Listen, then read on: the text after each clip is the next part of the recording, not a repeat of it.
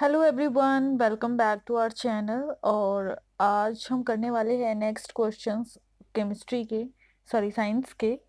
सो first question है question number 51। आत्महत्या की थैली किसे कहा जाता है? आत्महत्या मीन सुसाइड बैग। सो इसका जो आंसर होता है suicide bag of the cell. Question में ऐसे भी आ सकता है what is the suicide bag of the cell. So suicide bag है हमारा लाइसोसोम। ये क्या काम करता है?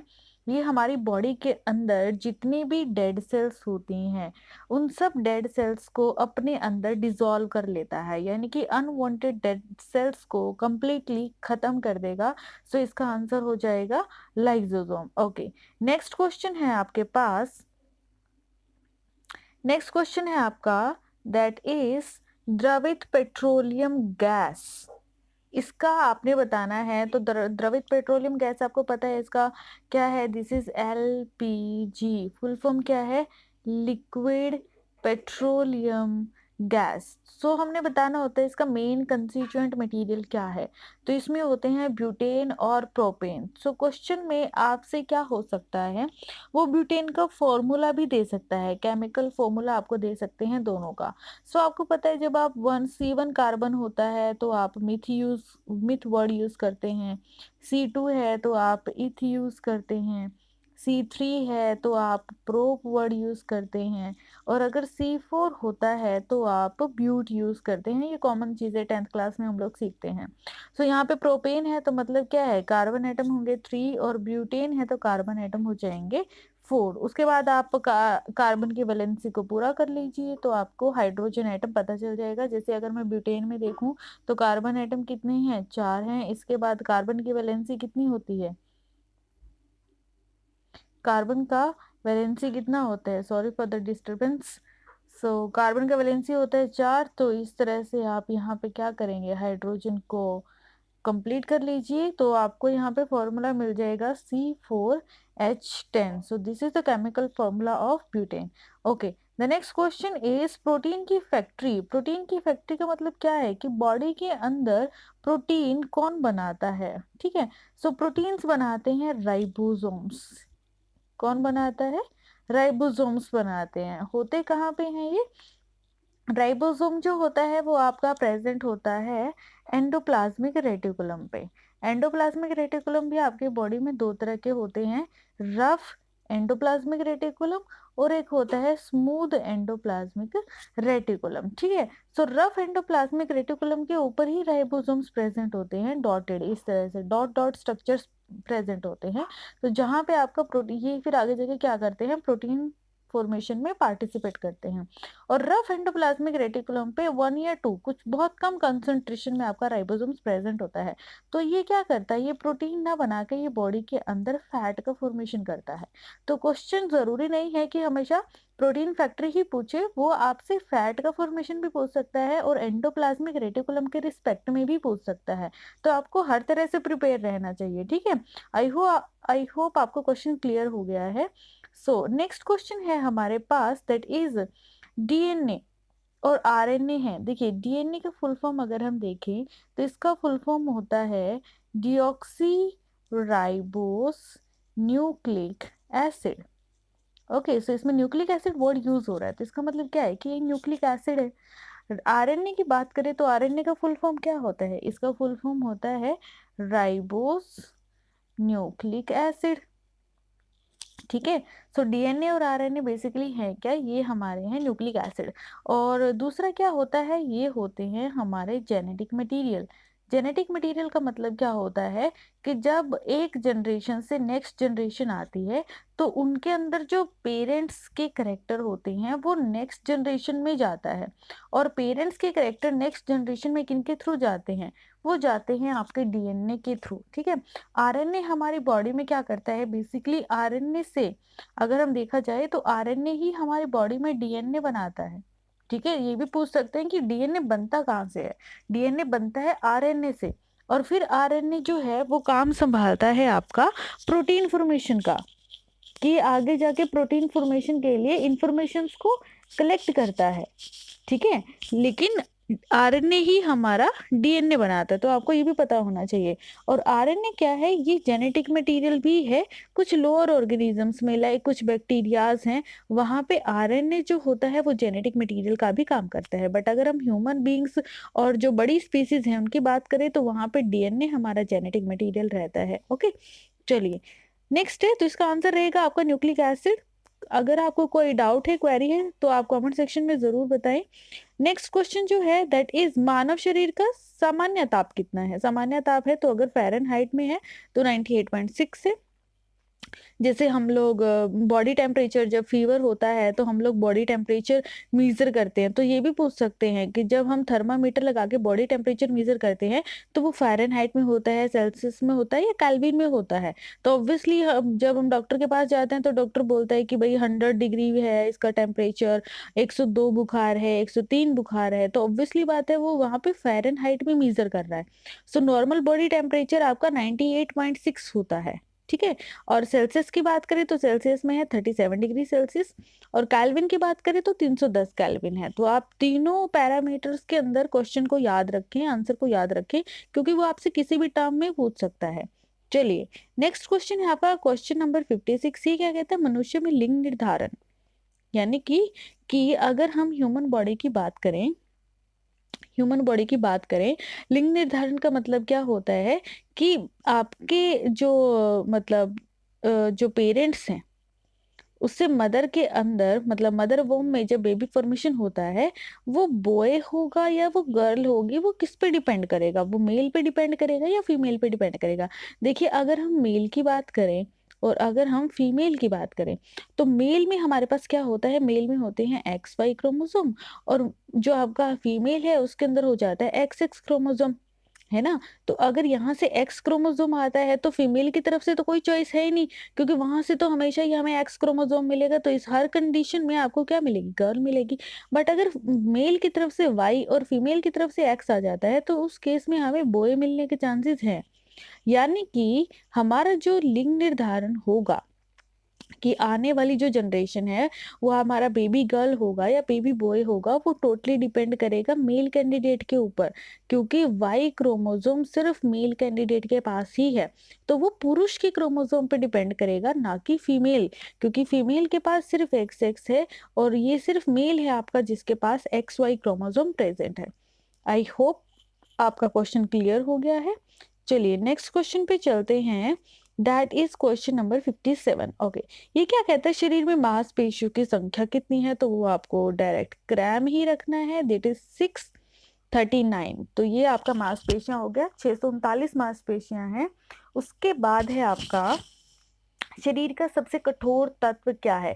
कठोर तत्व का मतलब क्या है कि ये आपसे स्ट्रॉन्गेस्ट मटेरियल की बात कर रहे हैं। तो स्ट्रॉन्गेस्ट मटेरियल होता है हमारा एनिमल, जो हमारा क्या करता है, ये हमारे जो दांत होते हैं, जो टीथ का जो आउटर लेयर होता है, दांत की बाहर वाली जो लेयर होती है वो एनिमल की बनती है, ठीक है।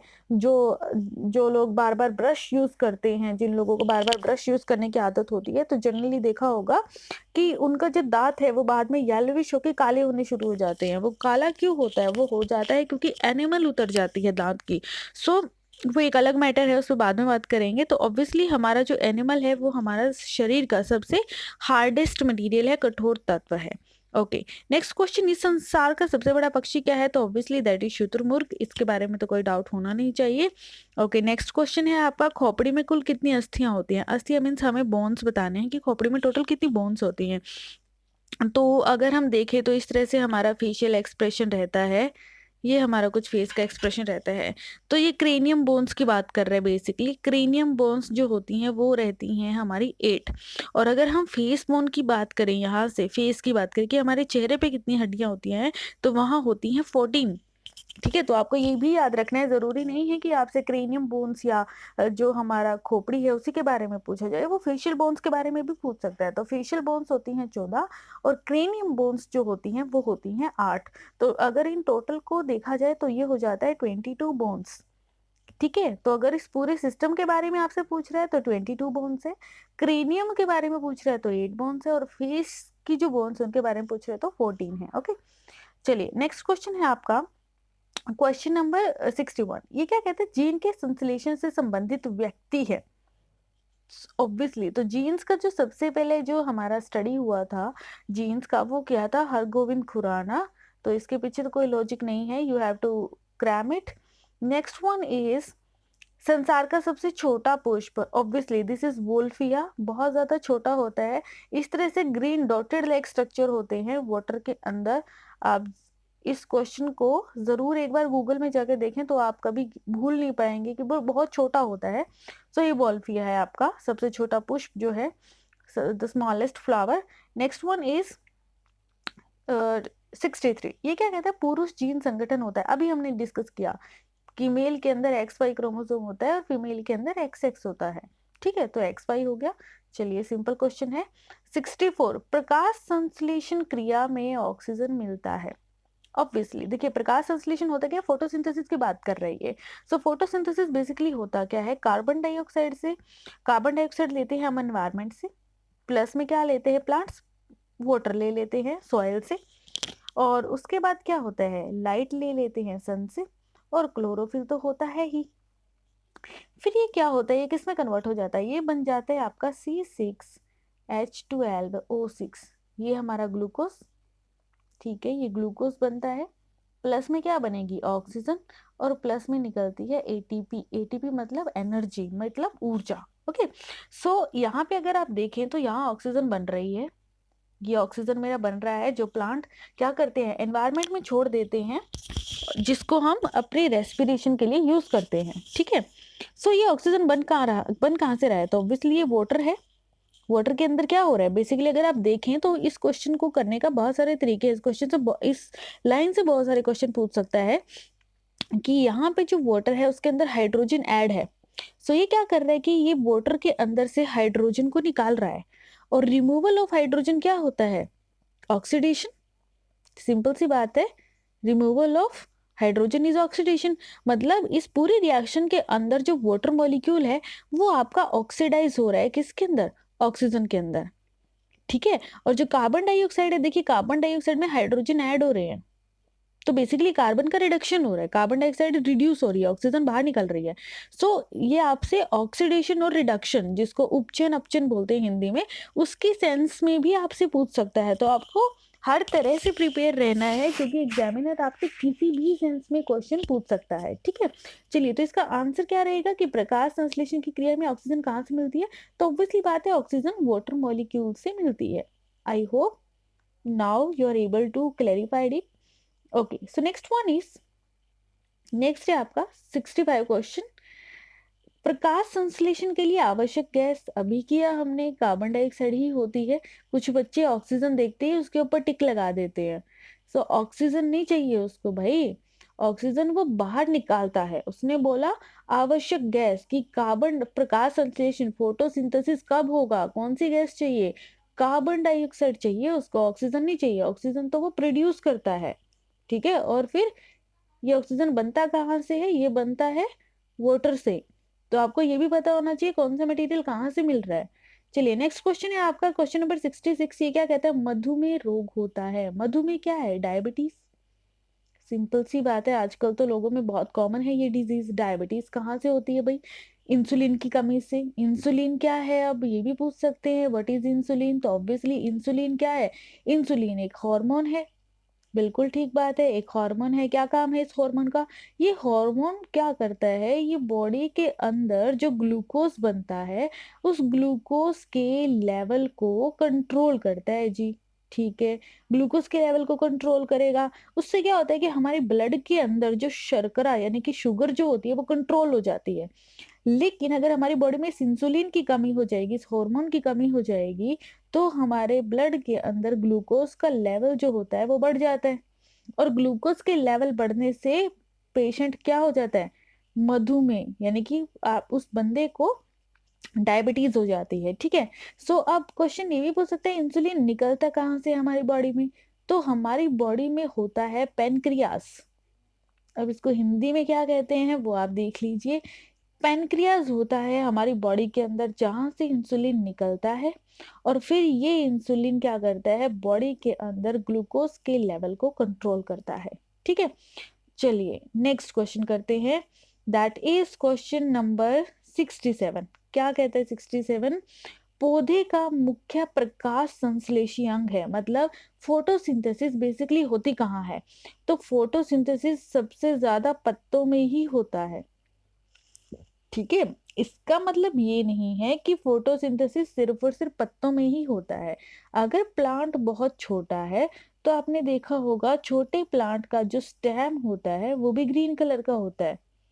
और वो ऐसा क्यों होता है? ताकि वो यहाँ से भी खाना बना सके। फूड तो उसको चाहिए ना, उसको ग्रोथ करनी है। तो स्टेम से भी होता है, लेकिन कब? जब प्लांट बहुत छोटा हो। जब प्लांट बड़ा हो जाता है तो आप देखते हैं स्टेम वुडी हो जाता है, उसका कलर ब्लैक हो जाता है और सिर्फ पत्ते ही होते हैं जो ग्रीन कलर के रह जाते हैं। और इन पत्तों के अंदर क्या होता है? यहाँ होता है आपका क्लोरोफिल। और यही क्लोरोफिल रिस्पॉन्सिबल है फोटोसिंथेसिस के लिए। तो हमारा क्या हो जाएगा कि फोटोसिंथेसिस होता कहाँ है बेसिकली? तो फोटोसिंथेसिस होता है आपका लीव्स के अंदर, ठीक है, यानी कि पत्तों के अंदर। Okay, next question is bronchitis. Bronchitis एक रोग है। ब्रोंकाइटिस एक तरह का डिजीज है जो जनरली मिलता है आर्टिफिशियल हार्ट के अंदर। सो ये याद रखना है आपने कि ब्रोंकाइटिस किस तरह का डिजीज है। तो ये होता है आपका आर्टिफिशियली हार्ट के अंदर। अगर आपको इस टॉपिक के बारे में कि ये ब्रोंकाइटिस है क्या, आपको कंप्लीट इन्फॉर्मेशन चाहिए तो आप कमेंट सेक्शन में बता सकते हैं, हम इस डिजीज को पूरा डिस्कस कर सकते हैं। बट अभी हमारा टारगेट है इंपॉर्टेंट क्वेश्चंस का, तो हम पहले वो डिस्कस करेंगे, ठीक है। चलिए, नेक्स्ट क्वेश्चन है आपका क्वेश्चन नंबर 69। ये क्या कहता है? एक लड़का अपने पिता से क्रोमोसोम प्राप्त करता है। देखिए, घुमा के पूछा है उसने। अभी थोड़ी देर पहले भी उसने यही चीज पूछी थी। एक लड़का, यानी कि बेसिकली वो क्या है? बॉय है। सिंपल सी बात है, बॉय बॉय है। सो बॉय के अंदर क्या मिलेगा? X and Y. और अपने पिता से पूछ रहा है, पिता मतलब क्या है? वो भी तो मेल कैंडिडेट है। तो मेल के अंदर भी क्या होता है? एक्स वाई, है ना। अब वो बॉय, यानी कि उसको अपनी मदर से कौन सा मिल रहा है? मदर से तो एक्स मिल रहा है। सिंपल सी बात है। तो पापा की तरफ से क्या आ रहा है? पापा की तरफ से वाई आ रहा है। अब यहाँ पे 22 + 5 लिखा है, इसका क्या मतलब है? देखिए, हमारे जो होते हैं, तो हमारे बॉडी के अंदर 23 क्रोमोसोम होते हैं। डीएनए जो होता है वो क्रोमोसोम से मिलके बनता है, ठीक है। सो 23 क्रोमोसोम्स है। तो इनको हम लिखते हैं 22 + 6 क्रोमोसोम। इस तरह से इसको रिप्रेजेंट किया जाता है।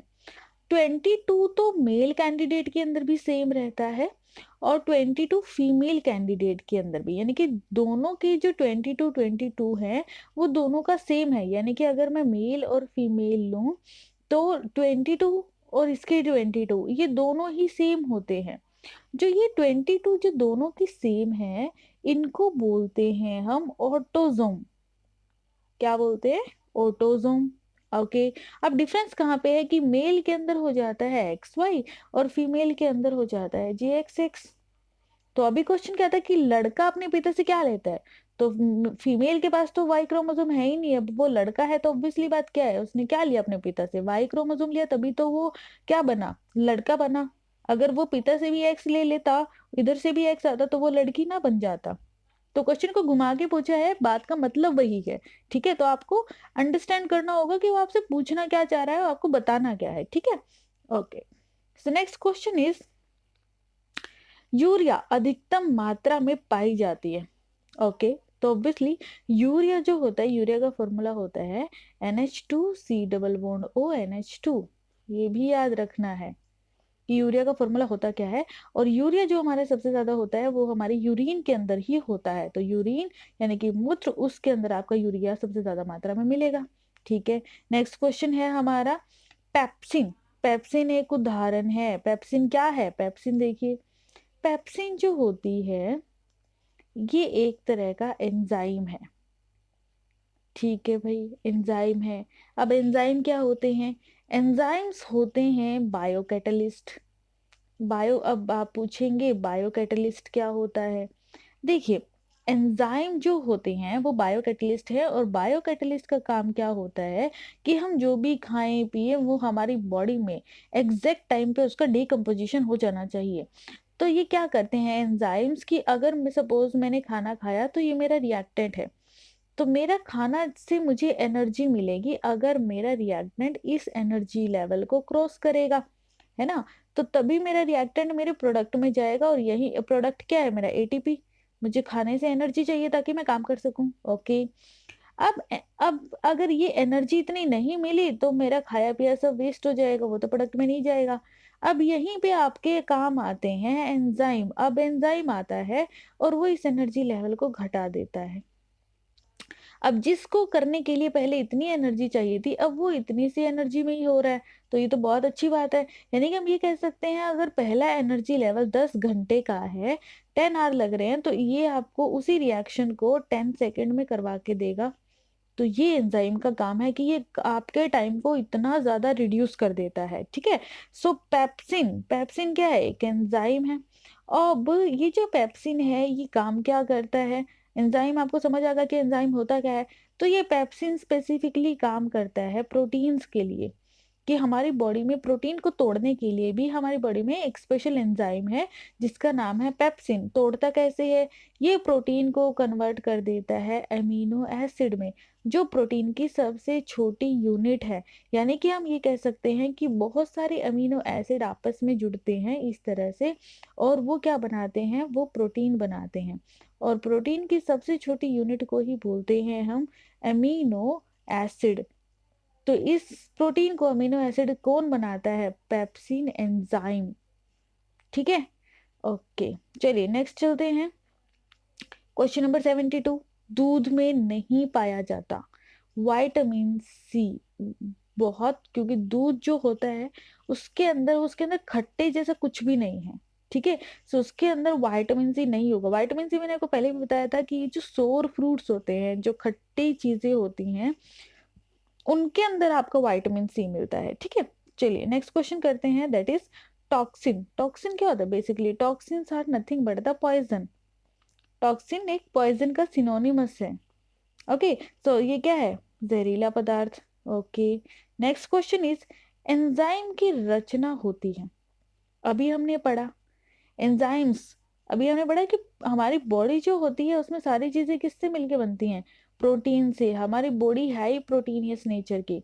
सो एंजाइम्स भी किससे मिलके बनेगा? प्रोटीन से। अब प्रोटीन की सबसे छोटी यूनिट क्या है? Amino acid. अभी हमने पढ़ा। So answer will be amino acid. चलिए नेक्स्ट क्वेश्चन है, फलों और सब्जियों में नहीं होता। क्या नहीं होता जी? सिंपल सी बात है, विटामिन डी। क्योंकि विटामिन डी हमें कहाँ से मिलता है? सनलाइट से मिलता है। तो ये फलों और सब्जियों में कैसे हो सकता है? ठीक है, तो विटामिन डी का सोर्स क्या है? सनलाइट। चलिए आज का हमारा टॉपिक जो है वो कंप्लीट हुआ। एंड अगर आपको किसी भी तरह का कोई डाउट है, कोई क्वेरी है, तो आप मुझे कमेंट सेक्शन में ज़रूर बताएं। And if you like this video, please like, comment, share, and also subscribe our channel. Till then, take care. Stay home, stay safe. Thank you very much.